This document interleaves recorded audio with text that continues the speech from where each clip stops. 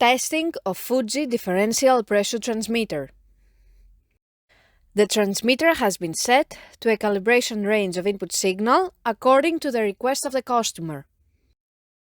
For testing, we add a 24-volt DC power supply, a multimeter in order to measure the milliamp output, and a water column in order to see the input signal.